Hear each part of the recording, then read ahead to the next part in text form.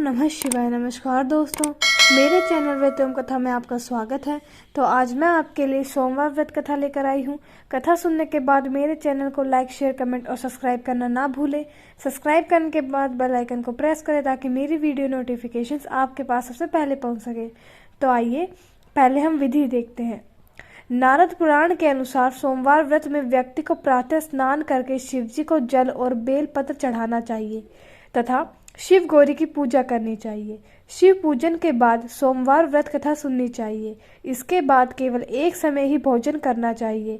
साधारण रूप से सोमवार का व्रत दिन के तीसरे तक होता है, मतलब शाम तक रखा जाता है। सोमवार व्रत 3 प्रकार का होता है: प्रति सोमवार व्रत, सौम्य प्रदोष व्रत और 16 सोमवार व्रत। इन सभी व्रतों के लिए एक ही विधि होती है। तो आइए, सोमवार व्रत कथा कुछ इस प्रकार है। एक समय की बात है, किसी नगर में एक साहूकार रहता था। उसके घर में धन की कोई कमी नहीं थी, लेकिन उसकी कोई संतान नहीं थी। पुत्र प्राप्ति के लिए वह प्रत्येक सोमवार व्रत रखता था और पूरी श्रद्धा के साथ शिव मंदिर जाकर भगवान शिव और पार्वती जी की पूजा करता था। उसकी भक्ति देखकर एक दिन मां पार्वती प्रसन्न हो गई और भगवान शिव से उस साहूकार की मनोकामना पूर्ण करने का आग्रह किया। पार्वती जी की इच्छा सुनकर भगवान शिव ने कहा कि हे पार्वती, इस संसार में हर प्राणी को उसके कर्मों का फल मिलता है और जिसके भाग्य में जो हो उसे भोगना ही पड़ता है। लेकिन पार्वती जी ने साहूकार की भक्ति का मान रखने के लिए उसकी मनोकामना पूर्ण करने की इच्छा जताई। माता पार्वती के आग्रह पर शिवजी ने साहूकार को पुत्र प्राप्ति का वरदान तो दिया, लेकिन साथ ही यह भी कहा कि उसके बालक की आयु केवल 12 वर्ष होगी। माता पार्वती और भगवान शिव की बातचीत को साहूकार सुन रहा था। उसे ना तो इस बात की खुशी थी और ना ही दुख। वह पहले की भांति शिवजी की पूजा करता रहा। कुछ समय के बाद साहूकार के घर में एक पुत्र का जन्म हुआ। जब वह बालक 11 वर्ष का हुआ तो उसे पढ़ने के लिए काशी भेज दिया गया। साहूकार ने पुत्र के मामा को बुलाकर उसे बहुत सारा धन दिया और कहा कि तुम इस बालक को काशी विद्या प्राप्ति के लिए ले जाओ और मार्ग में यज्ञ कराना। जहाँ भी यज्ञ कराओ वहाँ ब्राह्मणों को भोजन कराते और दक्षिणा देते हुए जाना। दोनों मामा भांजे इसी तरह यज्ञ कराते और ब्राह्मणों को दान दक्षिणा देते काशी की ओर चल पड़े। रात में एक नगर पड़ा जहाँ नगर के राजा की कन्या का विवाह था, लेकिन जिस राजकुमार से उसका विवाह होने वाला था वह एक आंख से काना था। राजकुमार के पिता ने अपने पुत्र के काना होने की बात को छिपाने के लिए एक चाल सोची। साहूकार के पुत्र को देखकर उसके मन में एक विचार आया।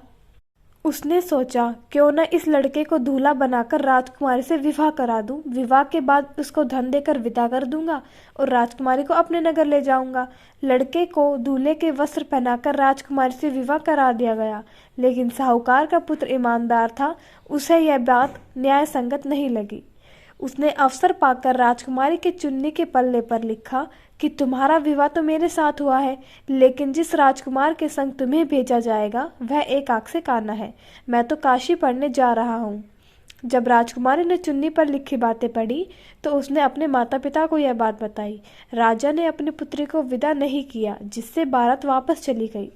दूसरी ओर साहूकार का लड़का और उसका मामा काशी पहुंचे और वहां जाकर उन्होंने यज्ञ किया।